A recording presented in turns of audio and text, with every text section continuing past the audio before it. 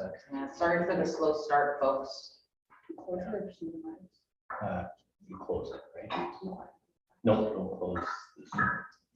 Just the, yeah, I think we're good. So just say go ahead. Sorry for the slow start, folks. Oh, yeah, we're still, That's good. no. Technology's gone. Sorry for the slow start, folks.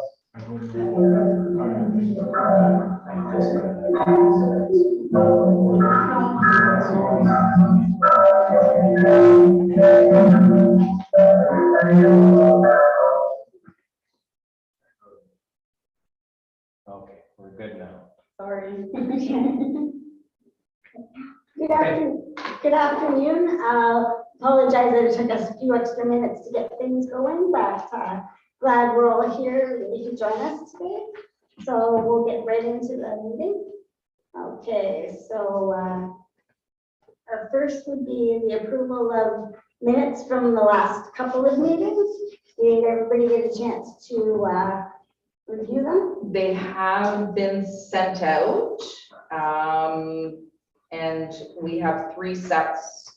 So we have October 12th, November 9th, and November 30th, which was our special meeting. November 30th were sent out with this last agenda and the minutes. The other 2 went out with our other agendas, other minutes. Everybody should have had an opportunity to take a look. So, any errors, omissions? Okay.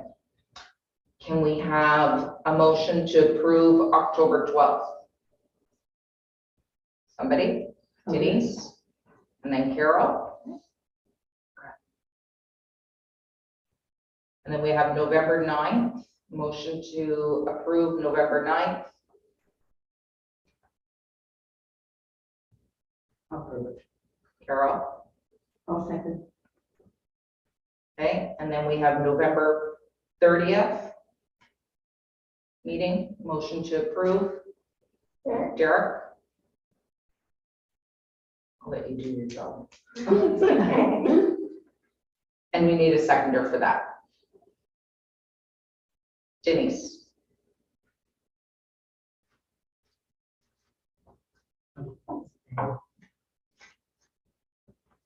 All right, thank you. Okay, and just quickly, does anyone have any conflict of interest that they need to declare before we continue? No, like it. Okay, so we'll move on to new business. And we're going to go back to talking about the city website from a special meeting a couple of weeks ago. Yeah, I didn't receive any additional questions ahead of time. I did send the video out to the committee, so please watch it so that they would all have the same information the rest of us did. I haven't heard anything back, but I did pose a question to you, Dan, in writing, which you answered, and it had to do with the legislation includes an exception for live video channel or for live video captions and audio descriptions. And I wanted to know, first of all, that would our new website be able to be compliant with the AA standard, the WCAG 2.0 AA? Holy cow. Well done. Thank you. Congratulations. And so you answered with some of these, and sorry, you had said the legislation includes the exception for live video captions and audio descriptions, and that those will very likely remain as exceptions on our website at this time, as we don't have anyone to do them. And then thankfully, the automated captions are getting much better. And then Shannon, if you want to take on the next Yep. few, or maybe you want to Carol's give your, question. oh, Could you tell me who's here? Oh, I'm sorry, Carol. Oh, no, that's okay. Okay. I know some of the ones that are here, but I don't know who's all there. Okay, we'll jump back. We're just gonna do a quick little round table of introducing ourselves. Want me to start? Sorry. All right, I'm Dan Gallens. I'm one of the programmers with the City of Sault Ste. Marie. I'm Frank Hutchimoyo. I'm the IT manager for the city. I'm Stephanie, I'm from the planning department. I'm Tony Marie and I work in the planning department as well. And Diane Morel, accessibility coordinator. Shannon Gallens, AAC Chair. Derek LaValle, member of the AAC. Lisa Elliott, committee editor. Carol Magnan, committee member. Sierra Sava, Munchie Valley's SSA. Thank you, and sorry about that, Carol. We're gonna do those on Zoom as well. Oh, yes, of course. Hi, so I'm Tessa from the communications office here in the city of Sault Ste. Marie. And I'm Jordan Allard. I'm with communications as well. I'm a communications advisor at the city.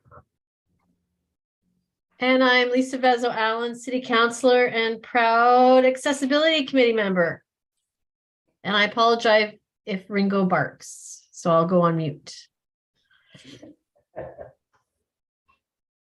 Okay, so sorry about that again, Carol. Oh, We'll jump back. We'll jump back into talking about the city website. And it says the automatic captions are getting better, and it says except when meeting the requirement is not practical. This includes things like posts on social media like Twitter and Facebook.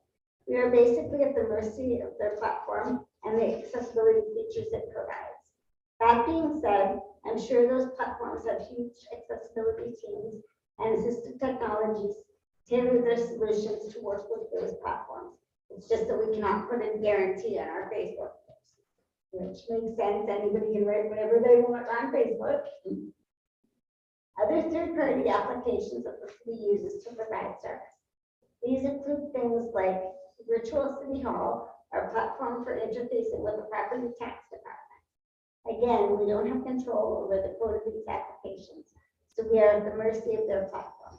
Unlike Facebook and Twitter, we can voice our concerns to those application providers and hope they prioritize fixing problems. Some PDFs. This includes things like maps generated from mapping software and attachments to the council agendas. Again, we don't have control over how those PDFs are generated by mapping software or how presentations added to the council agenda are built by the general public and their consultants.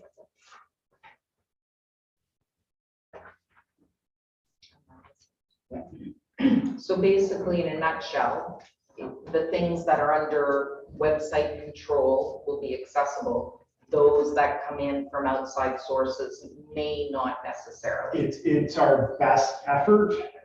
We don't actively seek out applications that have poor accessibility. However, we don't have full control over how Facebook sends out posts and how the public creates presentations that end up on the council agenda. It's just something that we can't control. We can try our best.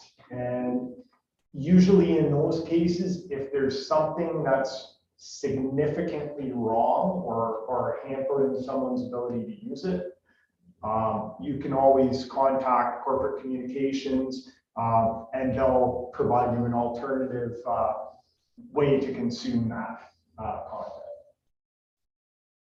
Okay, great. Anything else to add to notes? I don't think so. Okay. And then do we have some questions, Derek? I have a couple of comments on make them very brief. What I was trying to say is because I can't read, so if I get a voting card, I can't read the voting card. So then I wouldn't know where my voting station is. If I wanted to read it myself, I couldn't read it myself. So I have to wait till somebody comes into my house, reads me the voting card. Yes, I have a voting card yet. Yes, I'm with Elections Canada, but if I don't get something that can read back to me, and nobody's in the house, then I don't know what's changes. Right. And I can't totally speak to the voting cards. However, what I can do is I can talk to my colleagues in the clerk's department, and maybe we can voice a concern where when an alternative way, maybe a subscription or some other way to notify people who do require that extra assistance taking in the content of the voting card to provide another method. That might be a possibility that we can discuss with clerks. Even if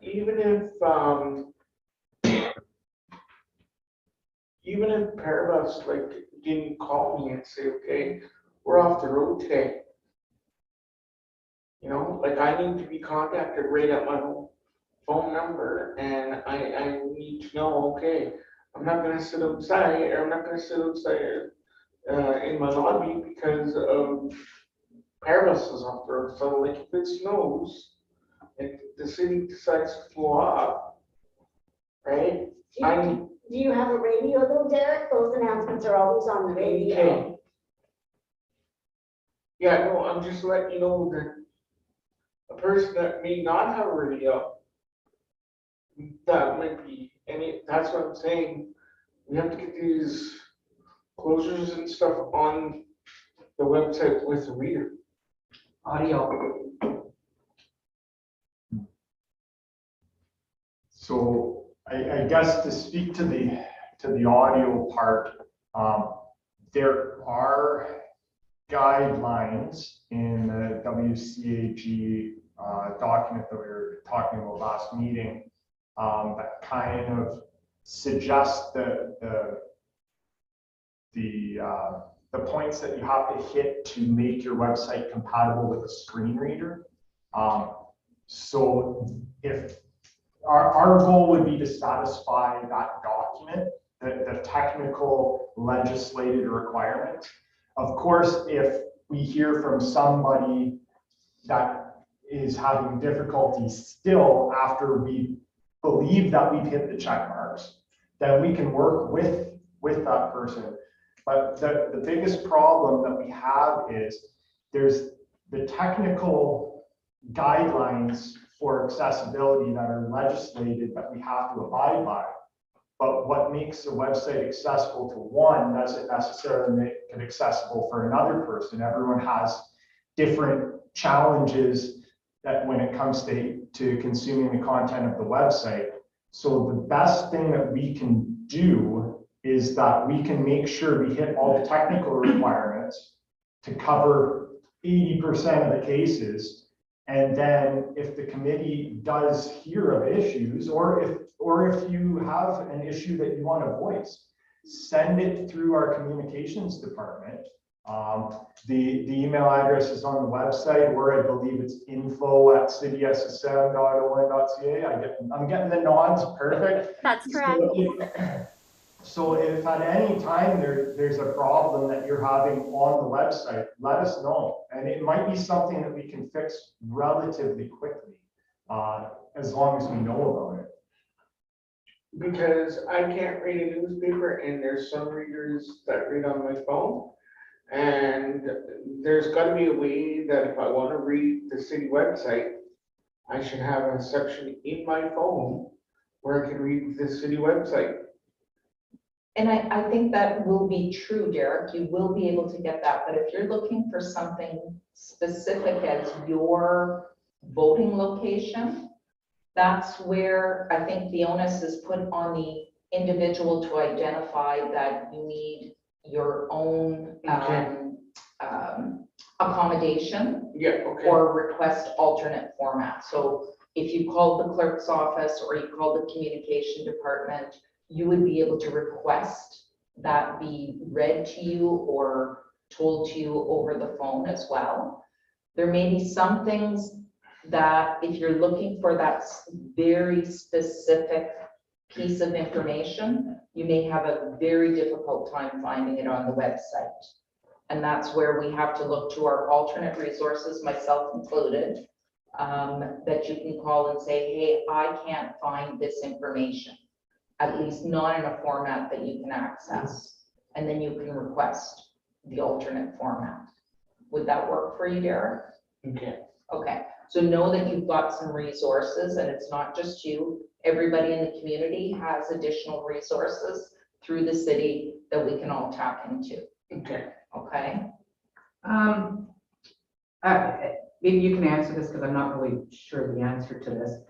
So sometimes when and I'm not talking about my computer because I got special devices on my computer, but when I'm on my phone, okay, now I don't know if this turns on because of the website or it just automatically comes with the device, right?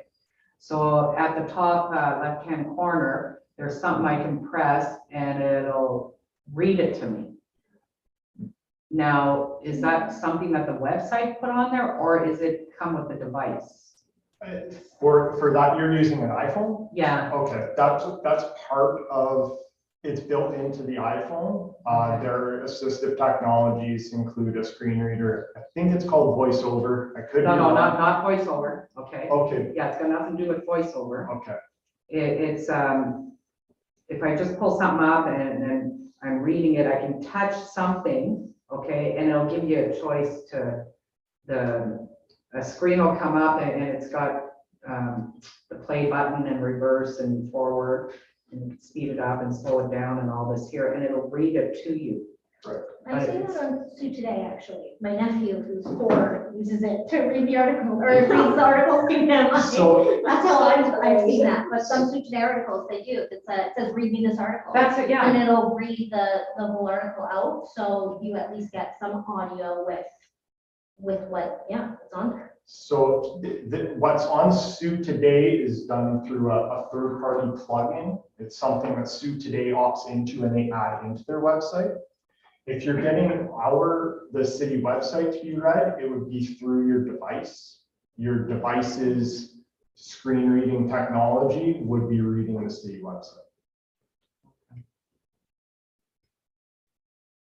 And that is what we would likely rely on as well for the new version of the city website, would be the device's screen reader or the computer's screen reader, that sort of thing. Okay, so it's not something built into the website itself, It, unless there was a plugin put into it. what we do is we code the website to make it compatible with the device's ability to read the website. So there's no way that it do it any other way then. The gotcha with adding, similar to how Sue Today does it, is that depending on your abilities and depending on your ability to find that play button, if the website is offering its own version of reading the article, that play button could be anywhere on the website. At least if your device is doing it, then the person who's using that device probably knows pretty well where the play button is and it's consistent across everything. So it's kind of hard to build in those additional accessible options straight into the website with plugins, because then it makes it change where the accessible options are. Whereas if you code your website correctly and in such a way that it meets all the technical guidelines, then your device should be able to take over and provide you the best experience it can. Okay, like I know the iPhone, like it's very accessible. Android, I don't know. Actually, I just ordered one just so I can try it out. I did it. Get it in about 3 to 5 days. But I'm not sure about Androids and stuff like that. They do have their own built-in version. It's similar to what I.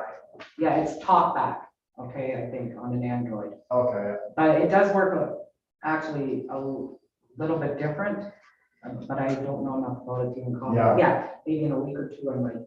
The thing is, the person who's an Android user and uses assistive technologies knows how to work the assistive technologies on the Android. And if we start to try to get in the way of that and do it ourselves by adding, and there's a different play button that's somewhere else on the website. Go find it. It's not necessarily better than you using the built-in Android features and us taking advantage. Okay, so we got the phones covered then. Okay, now what about the computer? Okay, like I've got my devices, it'll read it to me. I use Zoom text, my JAWS will read it, okay? But for the people that don't get Zoom text, okay, and it's just the normal computer. Mhm. Is there any way, maybe there's some app or something they can download or whatever, that, just ideas? Oh, for If people sure. can't read it, is there something that they can put on their computer themselves to connect so it will read it, or? Definitely. I do primarily when I'm testing the city website, I use a screen reader called NVDA. That's like JAWS, eh? It's very much like JAWS. It's a free one, like JAWS is very expensive for me to be doing testing with. So I use NVDA and that works very well on Windows. I believe Mac has one built in. I think that one might be called VoiceOver. So if you're using a Mac, there's built-in. I believe Windows does have some built-in stuff already for the person who wants to get their toe wet with screen readers, but I would recommend if somebody's using Windows primarily to take a look at NVDA. If they're using Mac primarily, I believe it's called VoiceOver, and I'm not a Mac user, so I'm just kind of taking a couple guesses from some training I've taken, but I believe it's called VoiceOver, and if you're looking in your settings, I believe that under accessibility options, you can turn it on. Linux, I think it's called Orca. I could be wrong about that one because I haven't done a lot of Linux screen reader testing. However, there are options out there as well for that. And then if you are in a PDF, Acrobat Reader has some built-in reading options that do a little bit better than if you try to put NVDA reading Acrobat. It can, but if you're looking to read the contents of a PDF using the built-in Acrobat reading tools is probably the best option for that. Because the computer itself, when you kick in your computer and you go into your settings, there is an accessibility section in there, like settings and stuff like that. You can set certain things, eh? Oh, for sure. Like, and that's one of the other guidelines if we're looking outside of screen readers per se. One of the guidelines is that the website should be fully functional when zoomed in to 200%. I believe that that's a level A criteria. We were talking about level A, level AA, level AAA. I believe that zooming into 200% is a level A criteria. So you should be able to blow up the font if you need to and blow it up in bigger. Now, Windows, in those accessibility options you mentioned, I believe that you can default and say, I want everything bigger. And lots of people do it because lots of that text is real small and real hard to read. So yeah, you can zoom it in, and the website should be able to handle that without becoming impossible to use. So is it a computer you use there? I use a computer, but I also have my cell phone and I use Google on my cell phone. Okay, so he could probably get that setting and everything on his computer and everything, so it will read it to him. Like the phone, you could probably. Yeah, I just have to get somebody to look at the accessibility option. Okay. Well, that would be a way to get around it then. Yeah, and the thing is, like that's part of the success criteria is making it work with those tools. So making it work with NVDA, making it work with Zoom text, and making it work with JAWS, and making it work with all the other variety of screen readers, Zoom options, all those sorts of things. That's part of what we're trying to accomplish. Okay, then how about this then? Okay, so in the website, you do have an accessibility tab, right? Yep. Okay. So if somebody needs the accessibility, first thing they're gonna do is go to the accessibility tab, okay? And they're gonna click on it. And I don't really know if this would make a difference or not. What if there was a notification or something saying, okay, if you need screen reader, maybe do this or do that, or it works with this or it works with that. So let's say we didn't talk about this right now and Derek had a problem with the voice for it to speak audio. Yep. Maybe it would give, well, if you need audio, you can do this or something like that. And Does that make sense? no, I agree with you, and having some of those sort of recommended options is always a good thing. I think that we have some of them on there. It might be dated because I probably wrote out sort of those list of options. What did we say? The website's 10 years old. So I probably wrote them out 10 years ago. And the biggest thing that and it's not bad providing recommendations. I'm good with providing recommendations, but we have to watch also that we don't say things like the ideal screen reader to use is this, because it shouldn't matter. And that's one of the things with the website. And it goes back and forth among developers. There's this constant debate. Well, if I knew that a screen reader was reading this website, I would have done something different. That should never be the excuse, because the website should just work regardless of how you're consuming it. I shouldn't need to know that you're on a screen reader to communicate what's on the website. It just shouldn't be that way. The website should communicate to you however you're consuming it. So we just have to watch that we don't, in an accessibility type page, say, we only work with JAWS on Windows. If you're a Mac user with VoiceOver, get lost. No, we can't say that. That's right. We need to make sure, and that's what those technical guidelines help us do, is make sure that if you hit all the technical guidelines, you should work with 80–90% of the combinations that are out there. Now, of course, there's always exceptions. Different people use technologies in different ways. We can run into issues with that, and that's where reaching out to a committee like this or reaching out to corporate communications, that's where we can smooth some of those little bumps. But we're definitely trying to hit all of the guidelines so that whatever you throw at the website should work. Okay. Got a question for you, or sort of a comment.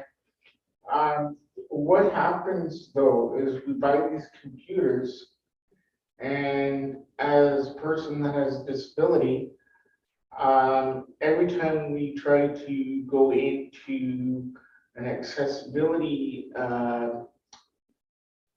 area, it costs money for someone to come into the home. So that's where I would have trouble, is getting some, like, so I would have to take it back to Staples where I got the computer and see. So what happens is, it's okay, we get the computer, but we don't have somebody to set it up for us to utilize the JAWS or whatever, or the reader or whatever. So then we're stuck because we don't know where the money's coming from to set up the reader.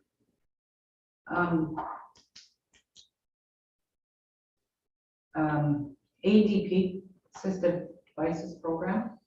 Okay, if you get your devices through them, they will set it up, but there's certain things that need to be tweaked. Okay, but it's really hard for them to send somebody to tweak it for you, but they will do it. It just takes a long time, but sometimes it costs. Derek, have you ever accessed a computer through ADP for communication? I tried, but there was a reason why they closed my file. I'll tell you Okay, after. that's fine. We might be able to look at some options for you so that you're able to read at least committee materials appropriately. Yeah, please. And I'm happy to help with that. Okay, Derek? Okay. And talking about the accessibility on it, tab. It's my number one pointer. So you go on the website and we're talking about JAWS and all these screen readers and stuff like this. I don't know if anybody's familiar with JAWS, you probably are, I don't know. So you got the heading, the logo, and then you got all these headings or whatever, okay?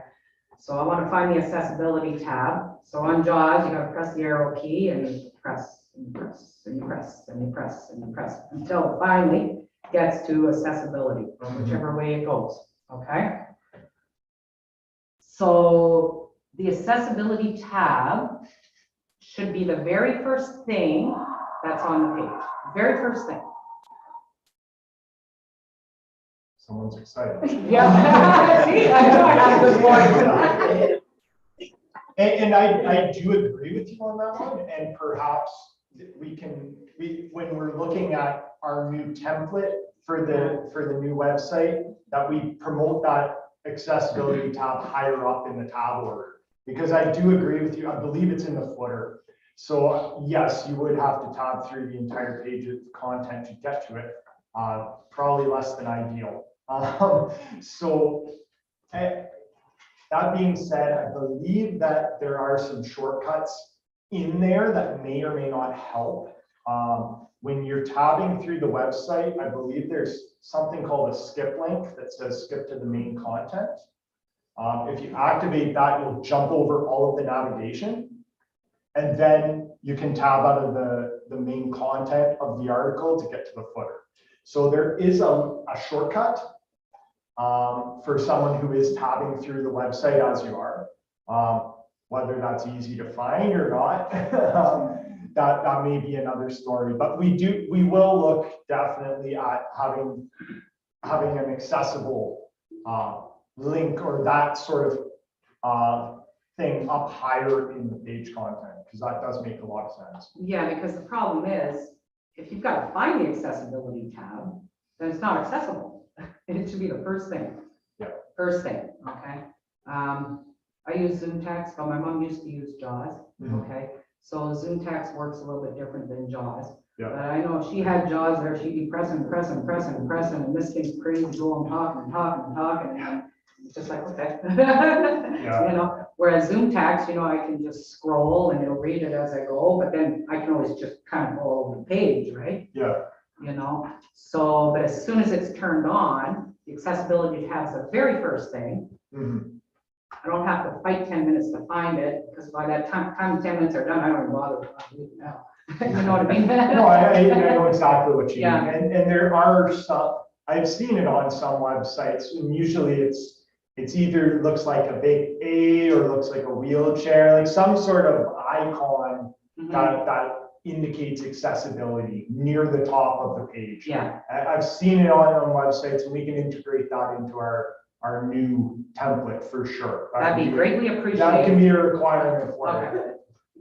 Okay. Carol and I spoke earlier that, like, she has some others, she sent me a list of other things she'd like to see on there, not so much that she had questions. But we had talked about perhaps, you know, as this develops, that you have Carol and maybe a few other people as a subcommittee to do some testing on the website. How is it working? How could something be changed to make it more accessible if, you know, within what's there, can it be changed? And even one step further, if those recommendations can be brought forward even before During the design. During the design and the RFP process, that they become requirements of the RFP. So that whoever responds to the RFP has those in mind when putting together a design. Okay, perfect. I'll get those over to you after I go over it with Carol and get those over to you Yes. as well. Yeah. Can you add me to that list, Diane? Sure, Derek. No problem. Yeah. I think we'll have some other members as well, or we may have some other members as well once we have our new committee struck. We'll have some new people on the committee as well, so that'll be helpful. Any other questions? I do have my list here. Can I just go through it quickly to see if, Empty line, empty line, toolbar, checklist, button, camera, show handwriting to, new note, button, I'll find it here now. note, bullet screen reader should be set up 3. Empty line, information, December 11th, more, December, note, toolbar, checklist, button, camera, show handwriting tools, new note, button, new note, new note, new note, note, empty line, thing on the page. Bullet accessibility tab should be the first misspelled. Okay, I misspelled, okay. Empty line, toolbar, checklist, button, camera, show handwriting tools, button. Note, thing on the page. Note thing on the page. Bullet charts should be removed and items should be listed instead. Bullet updates and changes to information should be the first thing that pops up when a tab is opened. Bullet screen reader should be set up 3 ways: PDF, text, Word. Bullet font styles and not cursive, etc. and not light faded colors. Bullet hyperlinks should be set up to easily find information. Bullet acronyms should not be used, including dates. Bullet images should be just printed when hovered or clicked on. Bullet language and words should be easily understood by everyone. Bullet computer and mobile friendly / displays differently on both. Bullet auditory and visual. Text field. Checklist. Okay, Button. Camera. Button. Show handwriting tools. that was, Button. the font and everything, you know, the fancy writing cursive, okay? It's really hard visually to read that. Was that on there? There was a couple of ones that I wanted to point out here. I hope you memorized that. I know, I read fast, eh? Swear I should slow down and speak. I think Yeah, there's some maybe. workshops where they're even faster. And just because you're so tuned to listening to it, it's not a problem for you, but holy moly. It just dawned on me as it's reading. I don't think they teach cursive in school, so I think there's actually a generation of kids Yeah.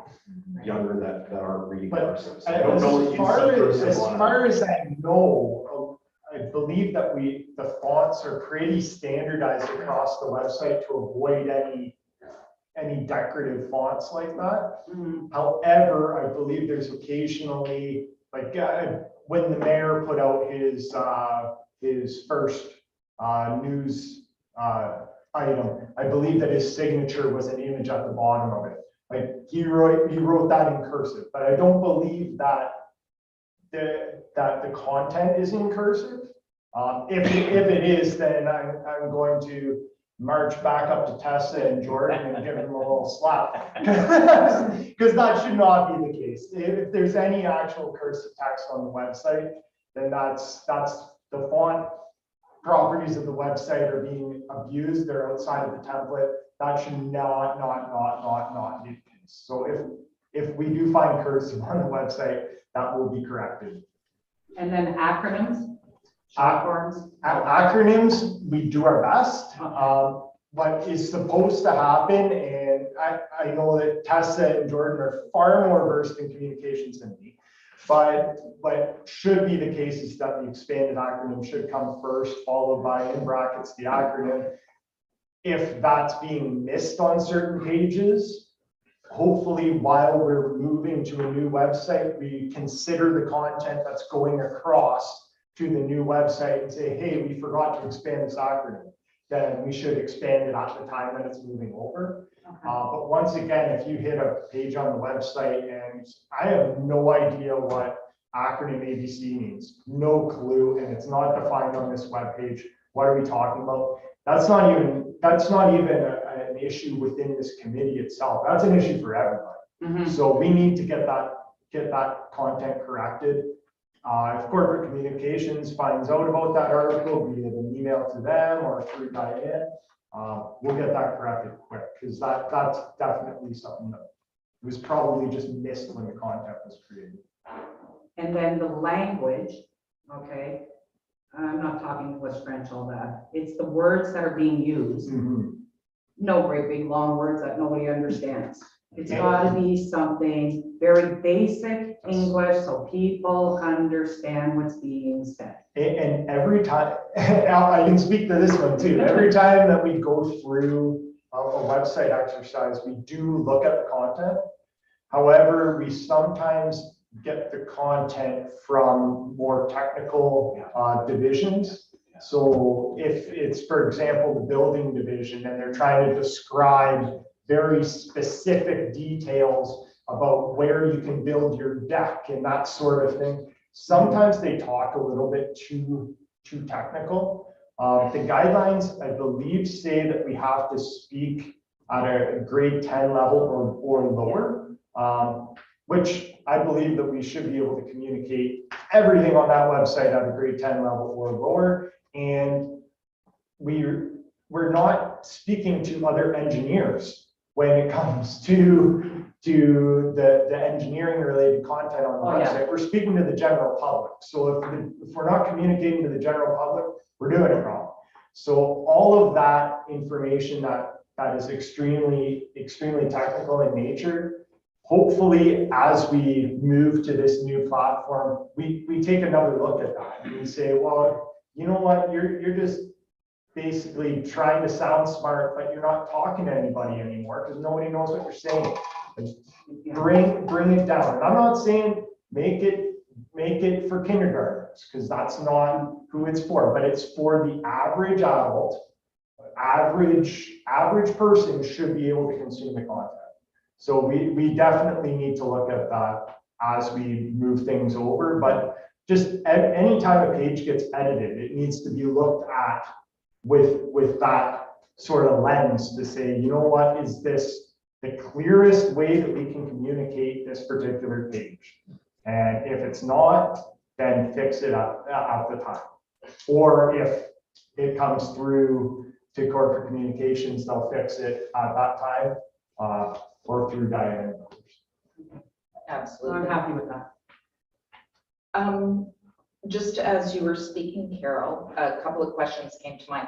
Will the website be mobile, like a phone appropriate? I don't even know the right language for it.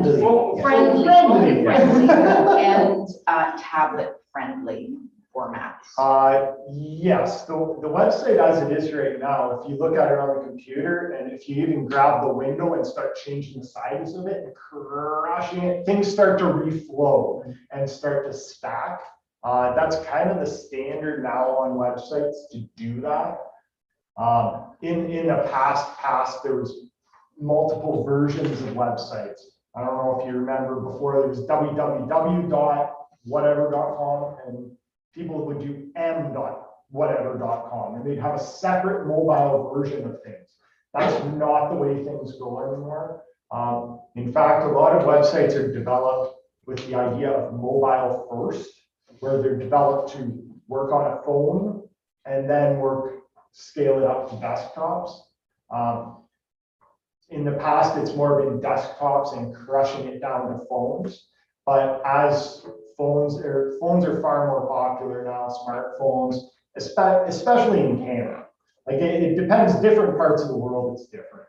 But for us, we get a lot of mobile traffic on the website. So it will definitely work on a phone and scale up to large phones, small tablets, large tablets, desktop computers, people with screens the size of this TV that's in front of us. We'll make sure that it works across all the screen sizes. That's great. Thank you. Any other questions? Eric? On the transit side of things, we need to make sure that there's a phone app. As soon as they plug in to the computer a person's time, it gets directly sent to the phone. Because what's happening is that we're missing the 10-minute window, and we're missing rides because we don't know exactly when to be downstairs. And that is the biggest issue that I have. And Okay, Derek, you're talking about the Where's My Bus app, or there's a couple of different apps I just recently discovered on transit, right? Yes, yes. Okay. So we need to make sure that that's a big part of this Okay. new website. Because if, Can you repeat that again, Derek? Like what, I got a meeting with Transit in January, okay, and we're gonna be meeting about the pair bus. yeah, but no, what I'm saying is everybody gets a booking time. And we have to be there 10 minutes before. To pick up time. Okay, What I'm having trouble is getting workers used to that. They need to know the exact time that we need to be downstairs so that we're not rushing, waiting for a bus. How about you tell them, like when transit tells you your pickup is at 1:30, you tell the girls that are helping you, it's at 1:20. Because that's your 10 minutes early. Yeah, so if it's a scheduling thing, Derek, or were you speaking about the apps? We just need to put an app for pair of us. So that There is an app for Parabus. There's a couple of them.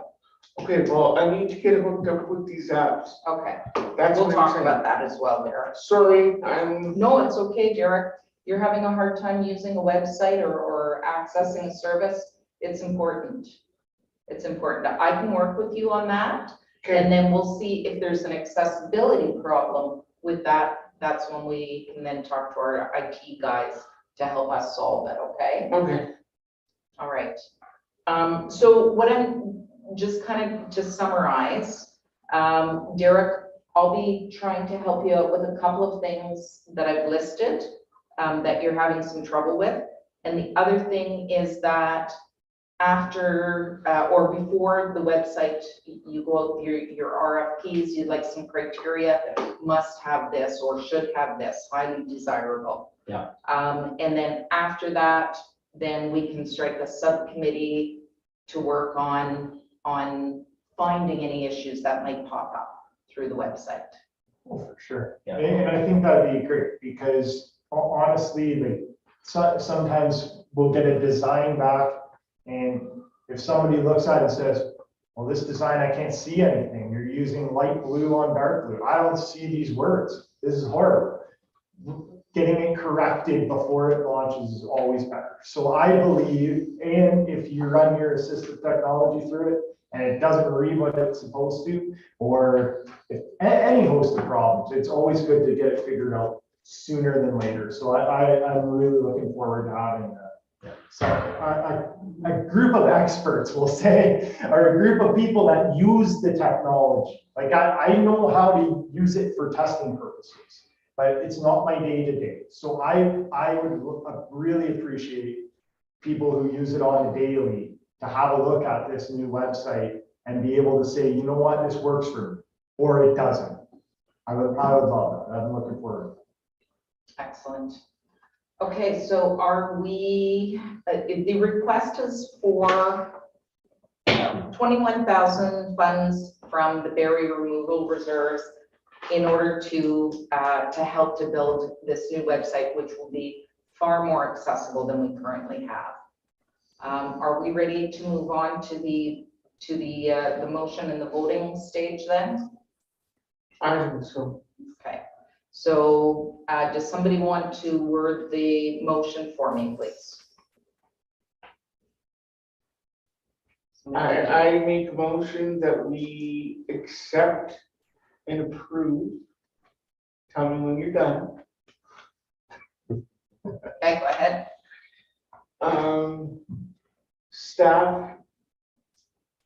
Staff's recommendation for this new website. Okay, To, using, are we going to talk about using funds from the barrier removal? yeah, that's what I just needed a little bit of help. All right. On that. Do you want to continue then, Derek? So basically, you're coming to us with ideas. We're at the stage where we want to use this money, and what I'm saying is, a lot of us have been in this room since 2004, okay, and we need a new computer. A new website. website. New website, so I'm saying go ahead, use the money that we need to from our reserve budget. All right, so I'm gonna read back the motion, because I think I summarized just that last little bit for you, Derek, if that's okay. Yep, That we accept and approve staff recommendation for this new website using funds from the barrier removal funds. yes. Okay. Now, I've been in chair before, so we need a seconder though, on my motion. Mhm. Sorry, before we move it, second, should we put the $21,000 in there? So that we're specific, Sure. I think. Okay. Sorry, I'm jumping No, it's ahead good, here. thank you. So we'll now read that we accept and approve staff recommendation for this new website using 21,000 from the barrier removal funds. That's how the new motion reads. Okay. All right. Do we have a seconder for that? I'll second it. All in favor? Yes. Aye. Aye. Oh, Arch joined us, it's good. Yes, excellent. 1, 2, 3, 4, 5, 6. And I saw, Counselor, Vezuela, her hand went up too. Thank you, guys.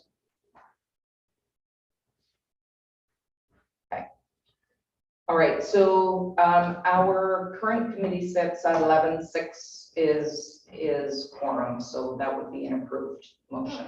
Perfect. So I did hear a request from one of our members to call a break around 3 o'clock.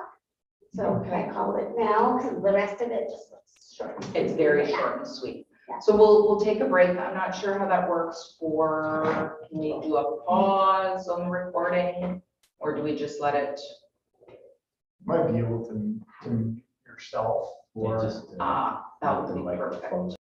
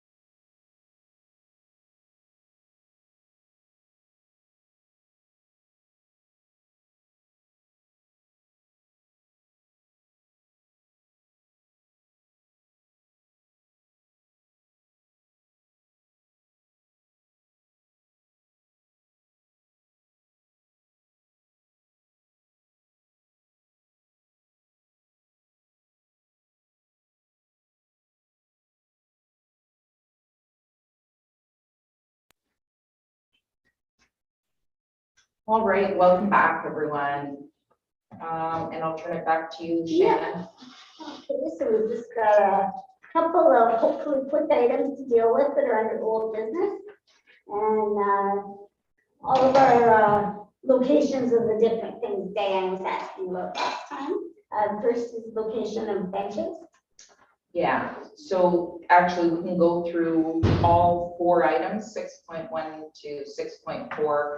Just if anyone has any information to provide on location of benches, bus stops and shelters, any suggestions and for places they're needed, the accessible parking, the accessible parking violations, we don't have input on that. I have input back on that, and then the accessible taxi is mine as well. So the 2. Oh, here we go.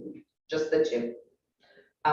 So if anyone has any information on the location of benches, the bus stops and shelters, please keep a running list and or send it to me as information comes in.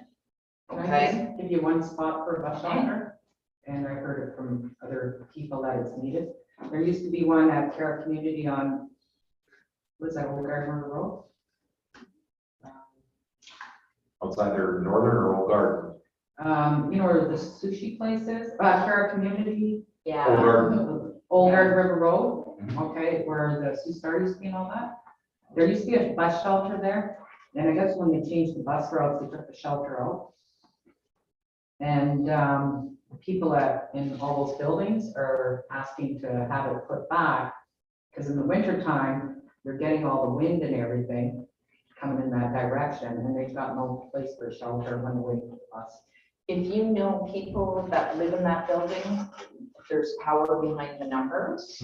So if you can have them send me an email or call me, we need to know, is it 1 person? Is it 20 people?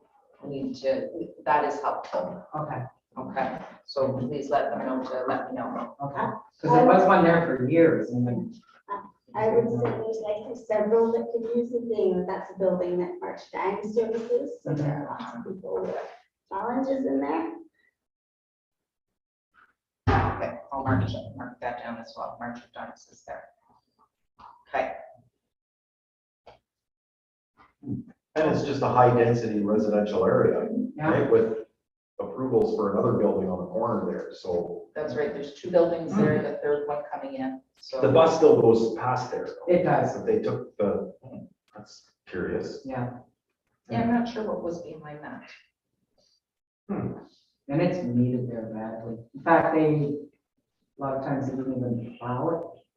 So I told them they're gonna phone the city to make sure it's plowed if there is a problem, right? Yes, that's right. Diane, if I could just make a comment towards that. We went to Grand Hill game and I saw that when they change the look of the building, that means they're revamping the building. So sometimes temporarily, transit will remove a bus shelter. But if not enough people call them and say they need a shelter back, they're not gonna put it back in. Right, I'm sure demand drives that. So people call in, okay, and just say, hey, we need a bus shelter back in. Yeah. Okay, I'll look into that one. I'll add it to the list and then we can get some people to kind of back up on that. That'd be great. And we also need one on the opposite side of Metro, towards the dollar store on Northern Avenue. I know they use that only for evenings and weekends. But they need to start opening the both sides up again. Is there one on one side but not on the other, Derek? Exactly. There's a bus stop, but not a bus shelter. Yeah. Okay. That's pretty tight there, isn't it? Memory serves me. Yeah, there's a bus shelter on the Metro side, right, Derek? Yeah, well, if the old dollar store closes, then they can put it in front of the old dollar store, because there was just a dollar store that was put in to the plaza. On the opposite side of the street? Dollarama. No, that's mine. Okay. Okay, We'll go ahead and look at it. yeah, we'll take a look and see if it would fit. Are you able to silence your phone, Jared? No, I can't. It'll just give up on you? Yeah. Okay, all right. So we have to excuse the little tune that we're hearing. All right, Shannon? So, And I did sign The accessible parking violation. Go on to the taxi part for a second. I have the numbers, I just didn't jot them down. yeah, no worries.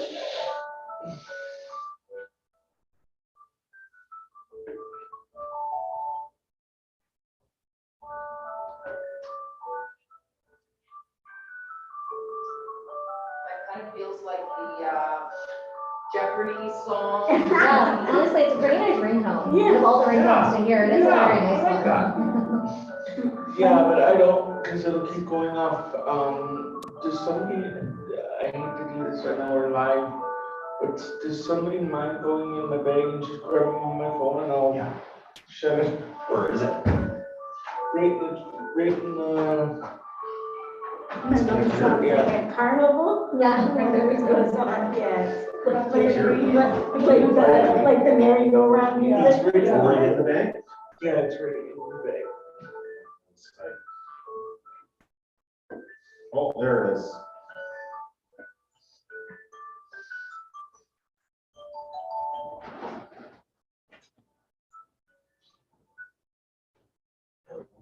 Back in there, please. Yeah. Oh, it's- It was in the clear part of the bag? Yeah. Okay. I guess. I gotta bring something up about the lights and the timing. Has anybody looked into that yet, or? Hold on a second, Carol, I'm just waiting for this to finish printing and it'll be quiet.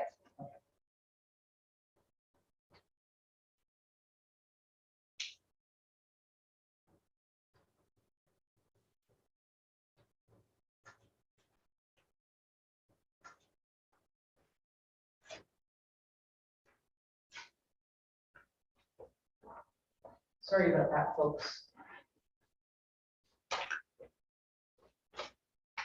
Do you want to hold that thought for a minute? I will. Hold on to it. So the parking, $300 parking tickets, accessible parking violations. At this point, so far in the year, it's at 83. That is as of, it was about middle of November when I asked for that. So it's going to be on par with what it was prior to COVID. We've had, in 2018, we had 89, 2019, 59, 20 and 21 almost don't count. They were 37 and 11. Even at 83, it is not reflective of what's actually happening in the community. Not at all reflective. So that's something that I'll be speaking with clerks about as well, with the taxi and the parking, because I think we need to look at something different.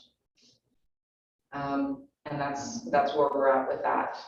The taxi meeting, that is December 16th, that I'll be meeting with clerks and the service providers. So we'll be bringing together information about the taxis, what exists, where are the challenges, representing the challenges of people with disabilities to try and get transportation on off hours, especially. It's quite a challenge. So we'll see how that goes, and I'll bring information back in January on the taxi meeting. Is there any way that I could be a part of that? Not for that particular meeting, Derek, but if there are there will likely be some public consultations required, and certainly that will be good for you to attend. Okay, just let me know the dates and I'll, Yeah, nothing has been set yet. But thank you, Derek. All right, we jumped over a couple and then I think we're on this one here. Where are we? 6-5. Yeah, that's right. Okay, so, mobile charging stations. The mobility device charging stations. That was a project that was started before COVID and took a hiatus through COVID. It was hard to try and track down what has been done and what has not been done. I asked for a report back from the electrician that did the work, and he said it was so long ago, he couldn't even begin to tell me which ones were done. So I'm going through the list and trying to find out which ones were done, which ones were not, and then we'll try to pick that up in the new year. I don't know if anyone's ever used it, but I do know one that's at the East Street Library. There is one there. They are there. Okay, good. and there's one right outside our door right here. Yes, there is. And there's another one down at the other end. It's kind of obscured by the vending machine, but there is another one down there. Okay, so they were put in place. We don't know if there's power running to them yet. Oh, there is power because they're existing power, Okay. electrical plugs. They're just now designated so people can use them. I also hear that there are electrical plugs, I didn't notice this, on the, I don't know, the support beams outside of the door on both sides that have electrical plugins, and apparently people have been sitting there in the summer. So, you know, it's good to know people are doing what they need to. There's at least 2 of them at City Hall, one in the basement, one on the 3rd floor. Yeah, unfortunately, I kind of feel that the one at the library, most people won't know about it. It's kind of hidden. It's downstairs where the bookstore and the bathrooms are, so the majority of people don't go up there. They go up into the library, and there's no signage anywhere else indicating that this is available downstairs should you require it. I only noticed it because I ran down to the bathroom. Right. It's right across. That's good Well, feedback. maybe what we can do is talk to an electrician and see if they could get us another one on the top floor as well. Yes, I think you're right. I think we need to look at the current locations. Are they working? If not, let's make some changes or additions. Or at least some signage. Like, I honestly don't believe in the library that there really is an appropriate place that you could have one in the main level, but at least have a sign on the main Yeah. level indicating that if you require this, it's in the basement. Do we know where they all are, Diane? Because that was the challenge, right? That we're still trying to figure out where they all are. Do we know at least how many were installed? That's the problem. Okay, That is so the we don't know problem. where they are. No, there were, I think, supposed to be some at the transit building. They have not been done. That would be a great place to have one. We never mapped that, eh? You guys remember? Yeah, I don't think so. I think it's because the program was interrupted. Yeah, okay, yeah. Was this done outside of community centers, or was the real focus like city owned? City owned to Okay. start, and then Okay, the second phase was to go to, you know, Cambria Mall, Station Yeah. Mall. I think there were some places on the hub trail that were identified as being high Yeah. traffic Queen Street. locations. Queen Street, Yeah. we've got Queen Street really, We don't have any, in the SR Center, every Greyhound game, we do not have any charging stations that I know of in the SR at all. okay. Can I get a visual here? Charging stations is for chairs? Yes, it's basically just a plug-in area for somebody that's got a power chair and is out and about and needs a little recharge in order to be able to get home. Is it like a regular plug? yeah, Yeah, it's a regular plug that has a blue faceplate on it, I guess, and there's a No, sign actually, usually above there's it. a sticker right on it, on the wall, Yeah, that says charging station. yeah, So if somebody has a scooter, not many electric wheelchairs would bring their charger, but if anybody has a scooter, there is plug-in for them to sit, park, charge their scooter, and There's no actual charger or anything, because everybody's charger is different, so you're responsible to have your own charger in your backpack, but there's the plug-in area for you to plug your charger in. Now, is this for those e-bikes too, or? Not intended for them. Oh, They okay. tend to be inside. Facilities, yeah. They Oh, they're all tend to be inside. indoor, Yeah. yeah.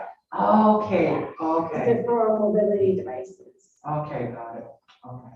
so if somebody's coming from downtown and they better come up to this end, Right, they're not gonna make it back home if they don't stop and charge their chair.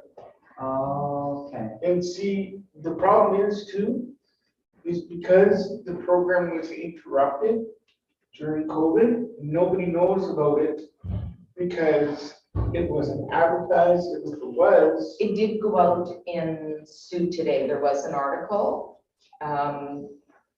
that told about the locations that it was in, but it's very limited. And the areas that were identified to be indoors in the city, in the city-owned buildings, they aren't finished yet. So it's more was expected to be done. So we'll pick that up and see if we can keep going with that. And if you have other ideas of where this is needed, please let me know. On the bus itself, no, I don't think so. no. I think it's been done in some large centers where they've got long travel, like Toronto or Hamilton, where they got longer areas of travel. But I'm not sure that would work for Sault Ste. Marie because our travels are generally shorter. So. All right.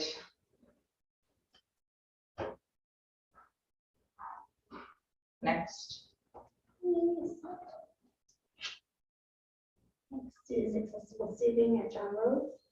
Yeah, this is. Oh, this keeps lingering on, doesn't it? It sure does, Derek. We've been talking about this for, I don't know, probably, well, at least 18 years, if not longer. So we still don't have really accessible seating in the John Rhodes arena areas. It's come around back and forth a couple of times with some engineers designing some things in the building that were much higher cost than the value that it would bring.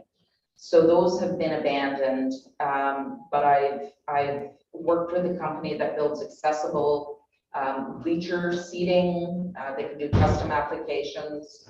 I've sent in what I think will work in the space, and basically, you know, I've heard that we've only ever needed 2 spaces at one time ever, but I suspect that's because the seating is very poor. And I think if we had good seating, we may have some clients from CLA coming out. We may have people from different areas coming at the same time to see games. It's just right now, it's not a very fun place to be if you use a mobility device. So I'm waiting for a quote back on that. We may be able to access some of the barrier removal funds for that. We'll see what's left, and there may be some other funds. We'll have to try to figure out where the funds are coming from. So that's back on the table.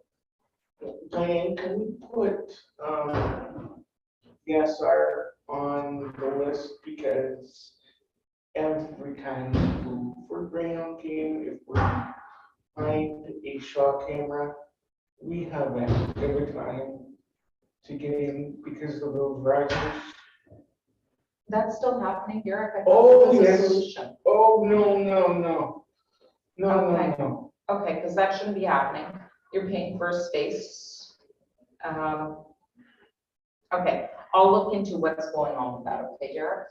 Okay, because it's still happening.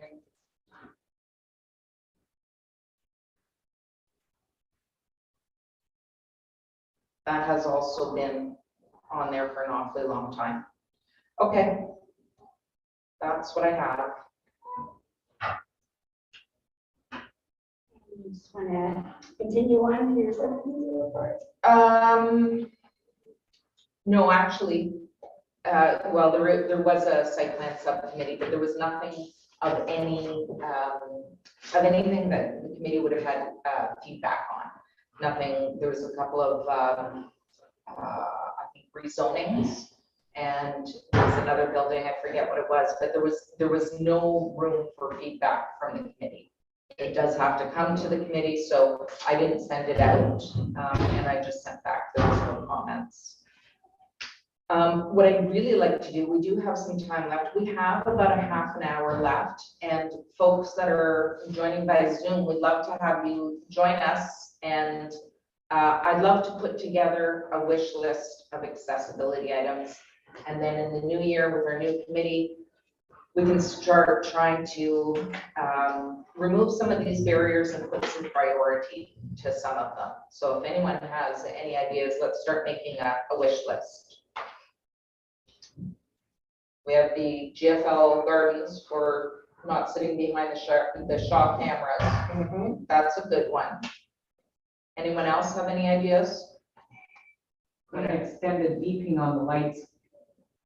There you go, Carol. 4.5's not enough. Well, you know what, when you guys were talking about the bus shelters and my metro there as well around. 4.5 beeps one way, 50 beeps the other way, 50. Crossing the same area, one's heading east, one's heading west, more or less, or one's north and one's south. That makes no sense. Can we put Sackville back on the list because they still haven't fixed? They just need to pave it so that we're not leaning over to get the button to cross over. It's not automatic. Okay, so Sackville Road, what's the issue, Jared? Basically, I gotta reach over. I gotta go up in the grass to press the button. That should not be. Sackville and Northern, Sackville and second line. second line. Yeah, talking about there's a church there. I'm trying to get to that church and I take my life in my hands every time I walk. Okay, thank you, Jared. Sorry, I don't want to. No, it's good, that's exactly what we want to do. We want to hear So about what the basically, barriers, what all the they problems. need is the grass needs to be peeled back, a cement slab being put on so that a wheelchair doesn't have to go off-roading just to press a light. I would never find it. I would have such a hard time finding it by the sounds of it. Mhm. Especially in the winter time, I probably have to climb up some snowbank. to try and Oh, find it's it. so Is that bad. the way it is? Yeah. Diane, it's so bad over there, like, there was even dandelions and it's, you gotta go in the brush just to, We will. I'll take you for a ride down that way one day. Okay. See, I think that area where Derek's talking about, even where the Restore and Superior Heights is, okay, you got the Finnish rest home there, and they're having a hard time crossing just that corner there, okay? And I think it's kind of similar to the same corner that Derek's talking about. Okay, by the Restore, you're saying? Yeah. Is that right across from it? Yeah. No, No, there is one, that's a different corner that Derek's talking about. Derek's We're, one street down there. You're talking about north and second line, and Yeah. then there's Sackville, which is block east. Block. you know where Yeah. where the new PUC and the old PUC is? Mm-hmm. Our church is right beside those two Right. buildings. Right, and what Carol was talking about is just one block over from that. But still, you gotta climb in grass and Mhm. over hedges and it's like, okay. Yep, Yeah, both of those intersections need to be checked out. all right. And there's also a new one that they put in, the same thing. Metellos, a new thing that they put in, a new light that they put in, and sidewalk. You gotta go off the grass You gotta go off the sidewalk to press the button. It's like, no. So is that North Street and Northern? That'd be Sackville and Northern, Sackville and right? Northern? Or was that North Street? So that's Sackville, yeah. So like, that's a new build and they went and put grass on it. It's like, Yeah, and you know what? It's great to have this list that we can take a look at. It might be, I can probably still see what it looks like now. Soon I won't be able to see what it looks like. But We we should be able will, to go in Street View and have a, well, maybe not for new ones, but Street View, we should be able to get a look at it too. okay. There's no sidewalk there on that side, is there?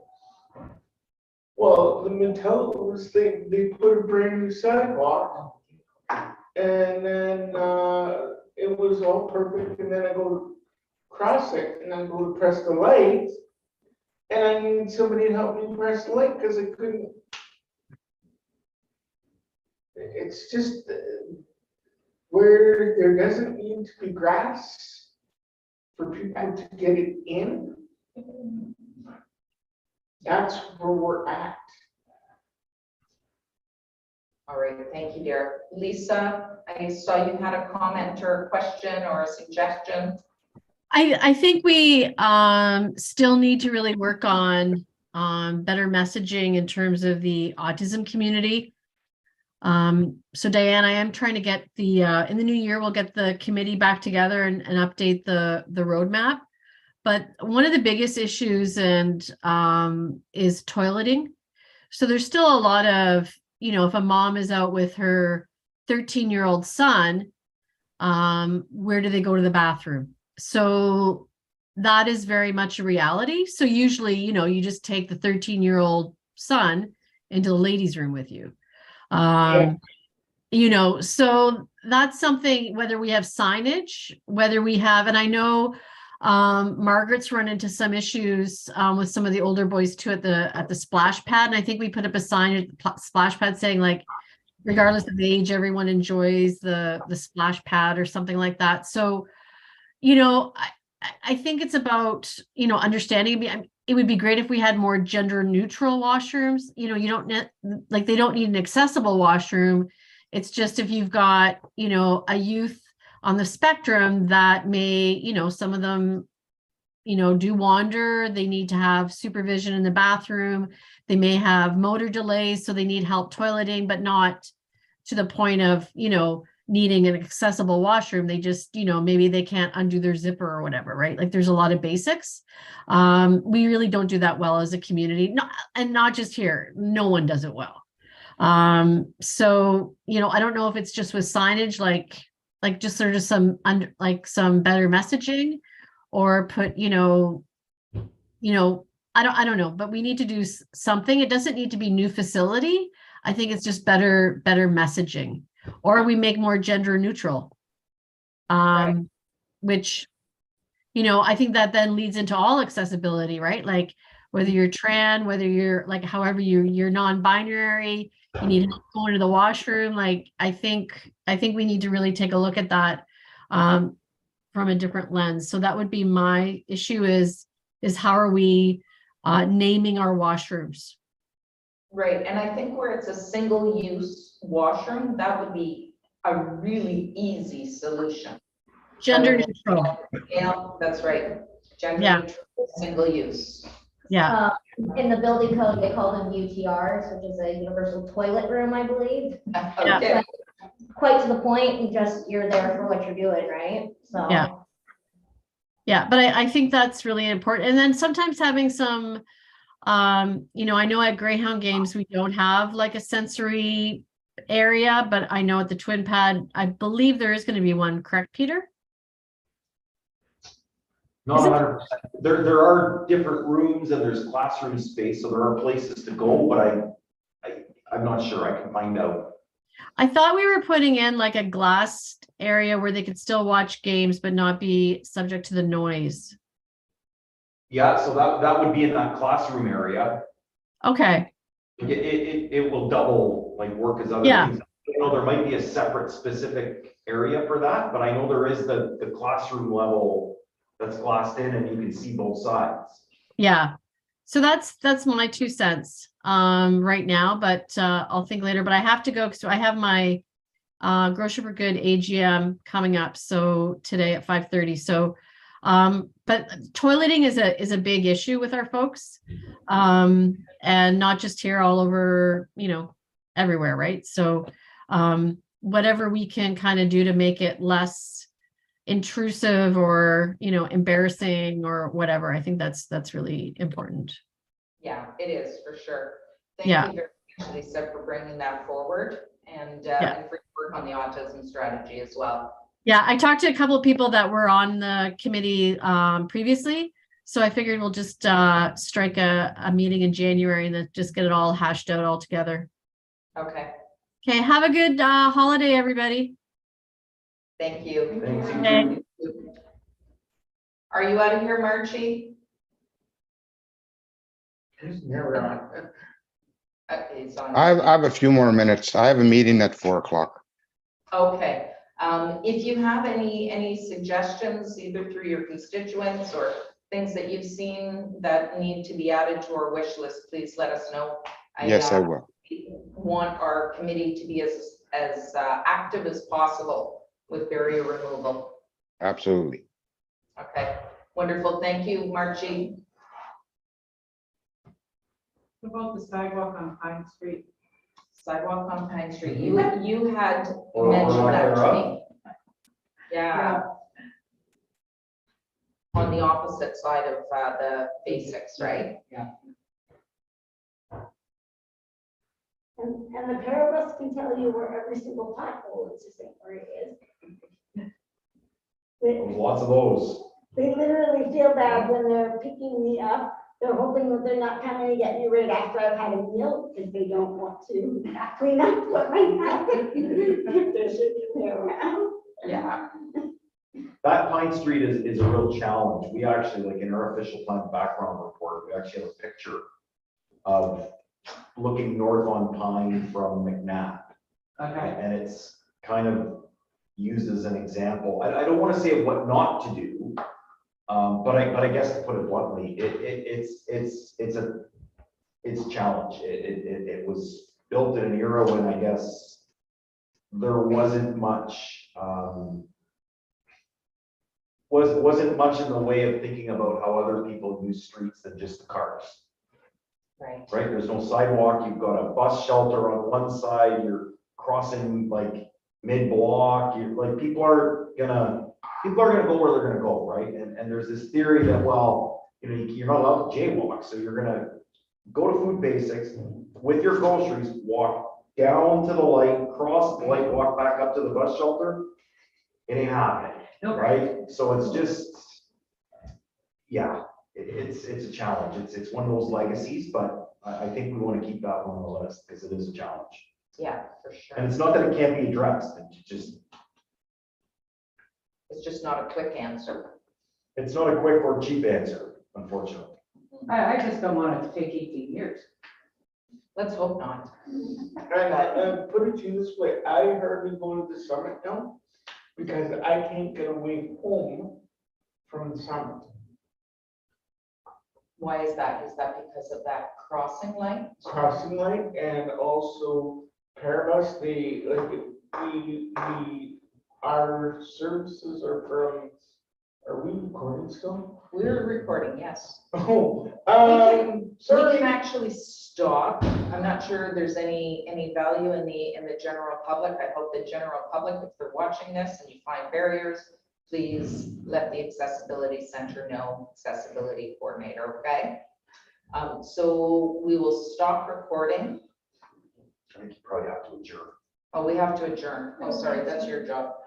Okay, according to our agenda, it says the next meeting is January 10th, but we were discussing it and don't believe that the new committee will be information at that point. So Diane will get back to us with that February meeting date. Yeah. So, meeting adjourned? Meeting adjourned. Meeting adjourned. Thanks, Marchie.